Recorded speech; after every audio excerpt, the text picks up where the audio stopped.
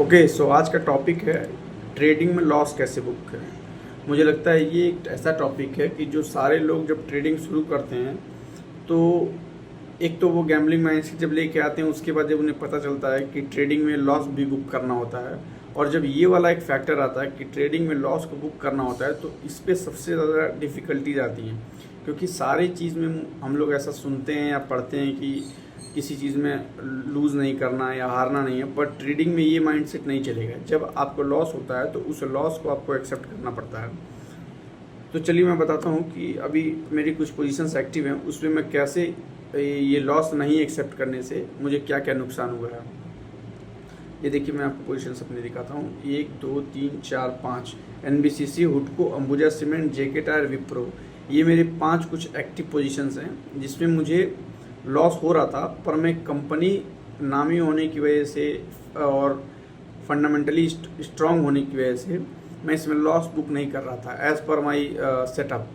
जहाँ मेरा सेटअप बोल रहा था कि यहाँ पे लॉस मुझे बुक कर लेना चाहिए, लेकिन मैं यहाँ लॉस नहीं बुक कर रहा था। क्यों? क्योंकि मैं लॉस देख नहीं पा रहा था, और मैं कहीं ना कहीं ये होप कर रहा था कि अगर अच्छी कंपनी है तो वो कभी ना कभी प्रॉफिट देगी।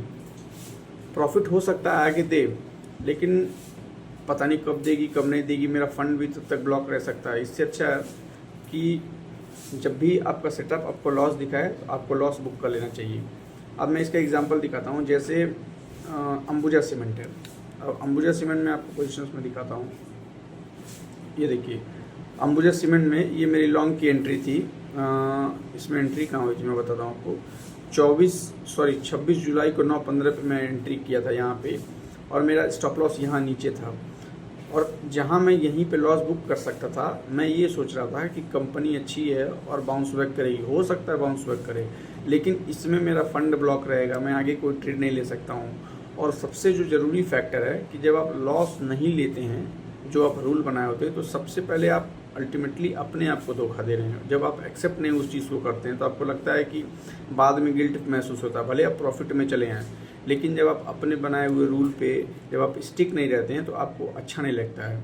फॉर एग्जांपल, जैसे आप कभी कोई चीज़ सोच लेते हैं, जैसे कोई रेजोल्यूशन ले लेते हैं, या आप ऐसा सोचते हैं कि मैं कल उठ के जिम जाऊंगा, लेकिन आप जिम नहीं जाते हैं तो आपको अच्छा नहीं लगता। वैसे ही यहाँ भी एक रूल जब आप बना लेते हैं, तो जब आप उस पर स्टिक नहीं रहते हैं, और आपको प्रॉफिट हो या लॉस हो वो दूसरी चीज़ है, जब रूल्स बनाने के बाद डिसिप्लिन पे आप उसको फॉलो नहीं करते हैं तो आपको बुरा लगता है।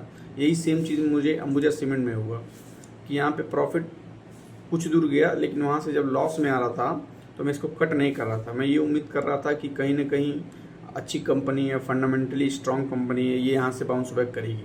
लेकिन देखिए, कैसा कहा जाता है कि ट्रेडिंग में 3-4 तरह की चीज़ें होनी चाहिए। जैसे स्मॉल प्रॉफिट होना चाहिए, बिग लॉस नहीं होना चाहिए, कॉस्ट टू कॉस्ट पे रहना चाहिए। तो ये सारी चीज़ें क्या होता है कि जब आप लॉस को कम में कट करते हैं तो आप बड़े लॉस से बच जाते हैं, और जब आप बड़े लॉस को कट कर लेते हैं या अपने ट्रेडिंग में उसको हटा देते हैं, तो लास्ट में जो मंथ के एंड में जब आप P&L अपना देखते हैं तो बड़े लॉस जब नहीं रहते हैं, ये आप लोगों ने भी नोटिस किया होगा कि जब बड़े लॉस काट दिए जाएँ अगर अपने ट्रेडिंग में से, तो आप या तो कॉस्ट टू कॉस्ट पर रहेंगे या आप डेली गलत नहीं हो सकते हैं। किसी दिन आप प्रॉफिट में रहेंगे, किसी दिन लॉस में रहेंगे। जब सबसे बड़ा आपका अकाउंट ब्लॉक करने का जो रीज़न होता है वो यही होता है कि आप लॉस को कट नहीं करते हैं। और यही चीज़ मैं ऑलमोस्ट 4 साल हो गया है, तो मैं 4 साल होने के बावजूद भी यही चीज़ मुझे लगता है इमोशनल फैक्टर, जो साइकोलॉजिकल फैक्टर होता है, यही आपको ट्रेडिंग में हमेशा परेशान करेगा।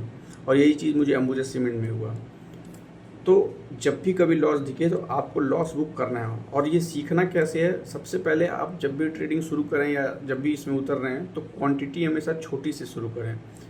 उससे क्या होगा कि मान लीजिए आपने एक क्वांटिटी खरीदा है, और एक क्वांटिटी से जब आपको लॉस होगा तो 1-2 रुपये का लॉस होगा, 10 रुपये का लॉस होगा, तो वो चीज़ आप देख पाएंगे, और उससे वो चीज़ जब हैबिट में ले आएंगे, डेली प्रैक्टिस कर करके तो आपको खुद एक रिजल्ट दिखेगा कि मैं तो लॉस काट ले रहा हूँ, प्रैक्टिस में ला चुका हूँ अपने, और लॉस कट कर ले रहा हूँ, बड़े लॉसेज नहीं ले रहा हूँ। तो ये जब आप अपने प्रैक्टिस में ले आएंगे छोटी क्वांटिटी से ट्रेड करके, तो आपको खुद एक कॉन्फिडेंस ऐसा लगेगा कि हाँ मैं कुछ सुधार कर रहा हूँ, और चीज़ें अपने आप फिर सही होती जाएंगी। तो ये सब रीजंस हैं कि आप प्रॉफिटेबल भी हो सकते हैं, और दूसरी चीज़ है कि लॉसेस को छोटे में काटना ही और उसकी लगातार प्रैक्टिस करना। इसका कोई वो पॉइंट नहीं है कि कोई बता दे कि ऐसे ऐसे पॉइंट्स को फॉलो करो और आप लॉसेस को कैसे बुक कर सकते हैं, ऐसी कोई बात नहीं है। जब आप छोटे छोटे क्वांटिटी से ट्रेड करते हैं और लॉस बुक करना सीखते हैं, तब आपके हैबिट में वो आ जाता है। और यही चीज़ मैं इसमें भी दिखाता हूँ आपको। जेके टायर में क्या हुआ है कि जेके टायर में भी यहाँ तो मैंने लॉस बुक कर लिया था जेके टायर में। एक मिनट में दिखाता हूँ, खुलने दीजिए, नेट का थोड़ा इश्यू है। ये देखिए जेके टायर में मेरी एंट्री हुई थी यहाँ पे 30 जुलाई को 9:15 की कैंडल मेरी एंट्री हुई थी। यहाँ पे देखिए मैं माल कट कर लेता हूँ, लेकिन फिर भी जब ये नीचे आ रहा था तो मुझे ऐसा लग रहा था कट नहीं करना चाहिए। क्यों? क्योंकि जेके टायर एक अच्छी कंपनी है, ये ऊपर बाद में जाएगी। लेकिन मुझे मेरे डिसिप्लिन को फॉलो करना था। अगर नहीं कट करता तो मुझे अंदर से अच्छा नहीं लगता कि मैं लॉस को क्यों नहीं कट करना हूँ, चाहे प्रॉफिट में हो या लॉस में हो। बात इसकी नहीं है, बात ये रहती है कि आप जो रूल्स बनाते हैं उस पर स्टिक रहना चाहिए। सो ये कुछ पॉइंट्स थे। आगे मैं ऐसे ही वीडियोज़ लाता रहूँगा, और अच्छा लगे तो चैनल को सब्सक्राइब करिए और लाइक करिए। Thank you.